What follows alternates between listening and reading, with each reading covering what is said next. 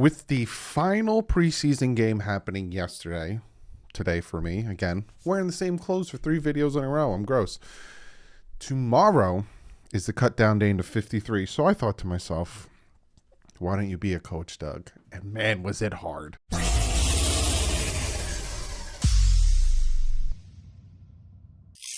What is up, Fin fans? Today, I will give you my prediction of what I think the Miami Dolphins 53-man roster will look like in 2021. I could be wrong. Things could change. People could get traded. We could trade for people. A lot of things could happen that I don't know about as of me recording this Sunday night. But I'm going to try my best with who's on the roster from what I saw and kind of going off of what the Dolphins did last year. But again, before I jump into it, I got to shout out my 2, I guess you can call them sponsors, in Patch Vibes. Be sure to check them out. Use the promo code DouglieDoWrong. You get yourself fantastic patches, t-shirts, hats, all that good stuff. Go over there, use the promo code, you get yourself 20% off, and Backroom Collections. I'm telling you, some of the finest artwork I've seen when it comes to sports related, from MMB to NFL to all that stuff. Go use the promo code DDW and you get yourself 10% off. So let's jump into this. I'm going to minimize myself. Actually, no, sorry. Before we minimize myself and all that stuff, I have things to talk about with the roster, right? So it was hard. That's what she said. It was very hard. I'm not going to spoil it, but these 2 pieces of paper are the 53-man roster for defense and offense. And there's a lot of scribbling on them.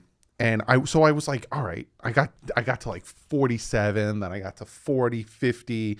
And I'm like, all right, 3 more spots. And then I'm like, I don't know about that. I don't know. And then what I did was I went and I saw what the Miami Dolphins did last year and kind of went off of that. I didn't do exactly what they did last year in the aspect of amount at certain positions.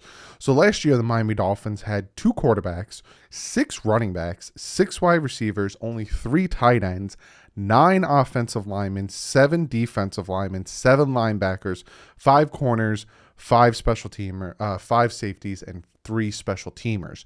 So when I saw that, I kind of roughly went around that number. I think I went above and below a little bit in some of those areas, but I did get down to my 53-man roster. And then a lot of you guys asked me about the practice squad. The NFL is doing the same thing they did last year with the practice squad. So the rules include the expansion of practice squad to 16 players, including up to 6 who have more than 2 occurred seasons. So normally, if you have been on a team or have played for about 2 seasons, you can't be on the practice squad. That's different for about 6. The ability to protect up to 4 practice squad players per week from being signed by other teams. Evaluation of up to 2 practice squad players to the active roster without removing any current players before 4 p.m. the day before the game. Evaluation of any additional practice squad players within 90 minutes before kickoff. Players being placed on injury reserve can return after 3 weeks rather than 6 as in the normal season. That takes place during the season. So with Bowden and Beagle, they're done. Removal of the limit for how many players can be activated from injured reserve. So that is the new rule that was introduced last year that they're bringing over to this year. So now I will minimize myself and we will start with offense. So I made a nice little graphic for you guys, if you can see. Put a nice little field. And then I had to type all that in. Put a nice drop shadow on it, make it look nice and pretty. But you could see that this is my 53-man roster. And you guys are probably looking at some of the things. You might have paused it and looked at it and said, Jesus, why would you? I'll talk about it. And some of these guys are going to be like, where is? I'll talk about it. So we're going to start with the offensive line. I think the starting offensive line is going to be Jackson, Kinley, Dieter, Hunt, and Davis. I think that is going to be our starting offensive line. Eichenberg being injured. I don't see him starting, but you could see that the backups I've kept are Little, Mans, I think that's how you say his name, Skura, and Eichenberg. Those are the backup offensive lineman. Now, the fact that I put Mans at guard is because he is that versatile player. Same thing with Skura. Eichenberg, I have a backup right tackle, but he is also very versatile. So a lot of our backups on the offensive line are versatile. Panky's not on there. Coleman's not on there. I just watched them struggle so bad today that I'm like, these are going to be my guys. And then you look at tight ends, and I bet you a lot of you guys are like, Doug, 5 tight ends? Last year, they only kept 3 tight ends. My point is, Gesicki, Shaheen, and Hunt, they're not getting rid of those guys. Hunt, they just drafted him. Shaheen, he just got a contract. Gesicki, freaking Gesicki. Durham Smythe, I could see being traded or cut or something, but I think they like the way he plays, and I think he stays. And then Sathan Carter just signed a 3-year for $2.7 million guaranteed. He's kind of our fullback tight end. I don't see him going anywhere, so I have them rocking with 5 tight ends. But Smythe might be that guy who is on the odd man out. Wide receivers. Last year they only had 6 wide receivers. I have them carrying 7. Now, I was so torn with this one, right? You see, it's Parker, Wilson, Fuller, Hollins, Waddle, Williams, and then Grant. I know you guys are probably like, where's Kirk Merritt? I can see them keeping 7. I can see it happening, and then Kirk Merritt being one of them. But for me, it was between Kirk Merritt and Jakeem Grant, and Jakeem Grant being that return specialist gave him, it's the special teams. You're going to make the roster with special teams. It gave him that bump to making the roster. Then we have running backs. You see I have 5 here. Last year they had 6, and that is Gaskin, Ahmed, Brown, Dokes, and Laird. Now, they could bring Brendan Scarlett along as well, but I took a wide receiver spot because last year they only had 6 wide receivers, so I took a running back spot away to give it to the wide receivers, being that some of the wide receivers and Fuller not being able to play week 1, we need that depth there. But I do have Laird making the team. The fact that they carried 6 running backs last year is very promising. Hopefully he makes the team. And then my quarterbacks are Tua and Jacoby Brissett. But the way Reed Sinnett played last night, he might have been able to be the backup. But no, it's going to be Tua and Jacoby Brissett. And I'm not going to say for now, and we'll see. But I'm working with who I got on my team. I'll pull Brian Flores. I'm only going to talk about who's on my team. And the practice squad, again, we can have 16 practice squad players, so I'm not going to try to predict all of the offensive players that are going on the practice squad, but I see Sinnett Merritt going on the practice squad, even, Brendan Scarlett going on the practice squad. I could see those guys and potentially, Jones and Coleman, maybe Pankey going on the practice squad. Again, we can rock 16 on the practice squad. And then we'll flip it over to the defense, and you can probably see that this doesn't seem out of the realm of, possibilities when it comes to the defense. I might be pretty accurate with this one. Again, for the defensive line, they rocked with 7, so I thought, let me stick with 7. And I have Agba, Davis, and Wilkins being the starter. I have Butler, Jenkins, and Zeiler being the backups. Sealer. And I have Benito Jones making it as the 3rd string nose tackle. Then you have the linebackers. I have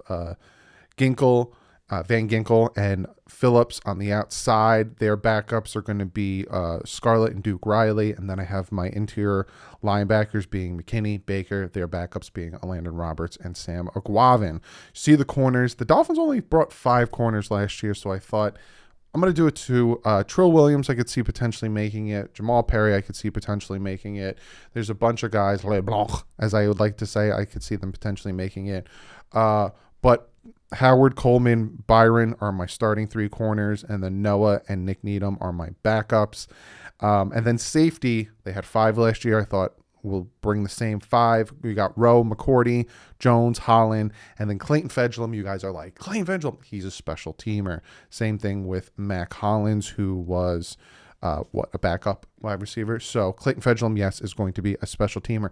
And then practice squad for the defense, I see Trill Williams, Jamal Perry, Strobridge, Ledbetter, Render, and Griffin going to going to practice squad. But to make it to practice squad, you have to get waived, make it through that, and then they bring you back and sign you on the practice squad. So we'll see if that pans out. And then, of course, special teams. I didn't make a fantastic artwork or stuff for special teams. But special teams, your picker's going to be your picker. Your punter's going to be Pilardi. Your kicker's going to be Sanders. And your long snapper is going to be Ferguson. And that is my projection of the 53-man roster. Now that I think about it, some of these guys can't make the team because I forgot to add in the math of the 3 punter, kicker, and long snapper. Oh, brother, this guy stinks! So Patrick Laird isn't going to be able... I don't think Patrick... I'm going to take Benito Jones off. I'm going to take Patrick Laird off. And I have to take one more off to fit in the kicker, punter, and long snapper. Durham Smythe.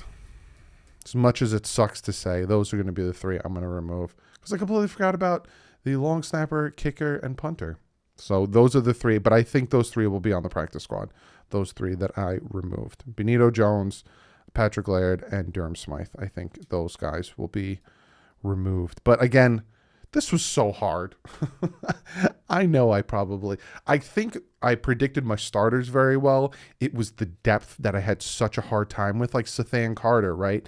He signed a 3-year, $2.7 million guaranteed contract. I don't see him getting cut. So I'm like, oh, he's going to make the team. And then I'm like, well, Sam McGlavin played really well. And then Landon Roberts come back from his injury. He's a good player. And I'm like, look, this was hard. So if you're going to knock me in the comment section, you stupid, what? Just do it yourself. Make a 53-man roster. It's hard. But that's who I have. And again, Vince Beagle and Lynn Bowden Jr. are on the IR. Comment below.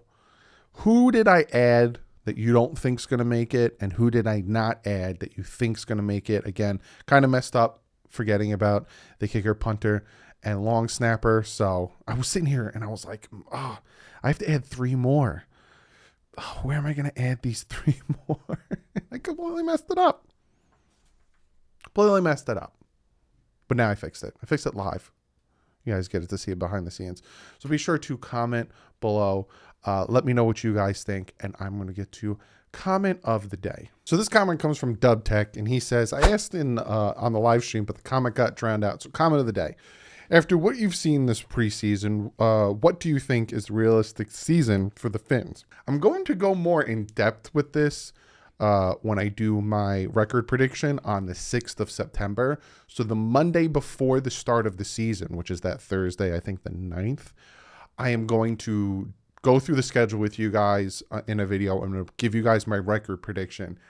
But after what I've seen, again, there's a lot of crap going on with the team right now, rumors and stuff like that. Now there's videos popping up of people saying, oh, this seems like so I don't know, but looking at the team as of right now, just taking all that malarkey and pushing it aside, 11 wins is not out of the realm of possibility, even going up to possibly 12. They have some hard teams coming up on this schedule, you know, with the Ravens, with the Bucks, with the Bills twice. They got some hard teams, but I really like the way I saw Tua play, stepping up in the pocket. And a lot of people say, yeah, Doug, but it was, it was preseason and it was backups.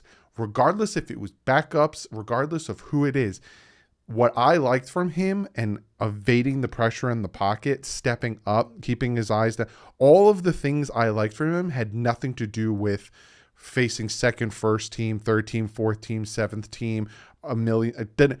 Because the pressure getting to him and him stepping up, keeping his eyes down the field, reading the defense, getting the ball out, knowing when to run, really made it promising to me. But the offensive line did worry me.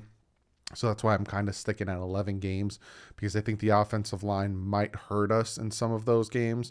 But I'm going to go into more detail on the video on Monday the 6th. But I thought, since your comment got drowned out, I'd like to pick it. Help you out there, bud. But that is the video. I will see you guys. Well, this is video, like I said, I'm recording this Sunday night. You're seeing this Monday. We'll see. Again, there's a lot of rumors going around, and I'm not talking about them anymore. But we'll see what happens. Again, if there is any breaking news, I will make you guys a video straight from the phone. Going to talk about it. But the next video will probably be out Wednesday. I got a nice video planned with Big O again. And then I have the record prediction. I got my picks. All of a sudden, we start to go into the full-fledged season mode next week. It's going to be a lot of fun. But other than that, guys, I'll see you in the next video. But like usual, stay classy and fins up.